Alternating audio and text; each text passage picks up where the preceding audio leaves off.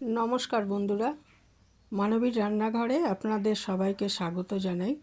আজকে একটা ছোট্ট রেসিপি নিয়ে চলে এসেছি।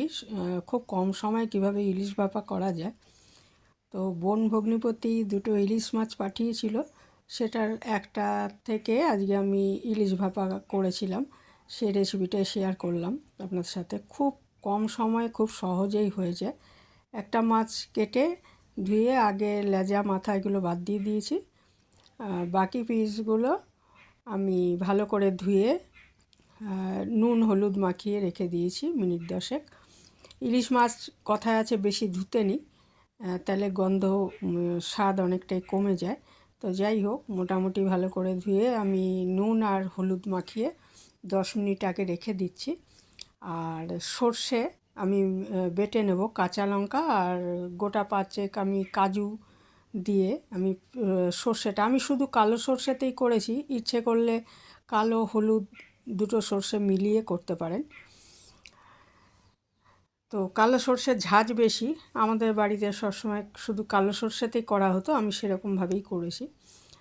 কালো সর্ষে আমি পরিমাণ মতো নিয়ে নিয়েছি, 3 বড় চামচ আছে, 5টা কাজু। এগুলো ধুয়ে আমি আগে 10 মিনিটের জন্য এটাও ভিজিয়ে রাখছি। আর কাঁচা লঙ্কার সাথে এটা আমি পেস্ট করে নিচ্ছি। শিলেও বেটে নিতে পারেন, অবশ্যই শিলে বাটাই মনে হয় যেন স্বাদটা বেশি হয়। যাই হোক, আজকে আমি এটা গ্রাইন্ডারে পেস্ট করে নিয়েছি। আর নুন দিয়ে আমি পেস্ট করে নিচ্ছি।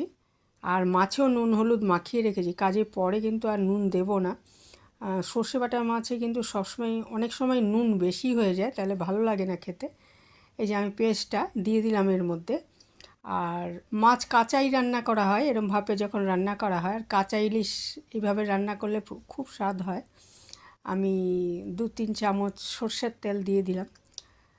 আর সর্ষের তেলটা যত ভালো হবে তত এটা খেতেও ভালো লাগবে, ঝাঁঝও উঠবে বেশি।